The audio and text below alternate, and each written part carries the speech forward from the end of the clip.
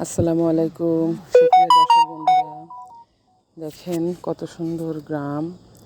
যারা শহরে থাকেন তাদের কাছে এই গ্রামের দৃশ্যটা খুবই অপরূপ লাগে। আমরা যারা গ্রামে থাকি আমাদের কাছে তো অসাধারণ লাগেই, আমাদের শহর অত ভালো লাগে না। কারণ গ্রামের যে অপরূপ দৃশ্য, মাঠ ভরা ধান, চারিদিকে তাকালে শুধু মাঠ আর মাঠ, ফসলের ক্ষেত, গাছে দেখেন এখন শীতের সময় এই যে ফসল মানে মিষ্টি কুমড়া গাছ লাগানো হয়েছে মাঠ ভরা, আর কয়েকদিন পরে ভরে যাবে ফসলে, তখন আরও দেখতে অপরূপ লাগবে। গাছে গাছে এখন রস পাওয়া যাবে কিছুদিন পরেই। দেখেন আমরা হেঁটে চলেছি মেঠো পথ ধরে, কিষাণীরা ধান নিয়ে ব্যস্ত, ধান ঘরে তোলার কাজে তারা ব্যস্ত।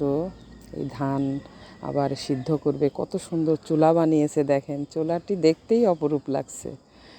মাঠ ভরা ধান আর ধান, কিষাণের চোখে শুধু স্বপ্ন, ধান ঘরে তুলবে, গোলায় ভরবে, বছরের খাবার তারা ঘরে নিবে।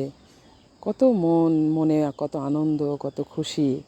আমরা যারা শহরে থাকেন তারা বাজার থেকে চাউল কিনে খেতে হয়, কিন্তু গ্রামের মানুষ কিছু কিনে খাওয়া লাগে না। তারা শুধু খেতে চাষ করে আর একটু কষ্ট করেই বছরের খাবারটা তারা ঘরে তোলে।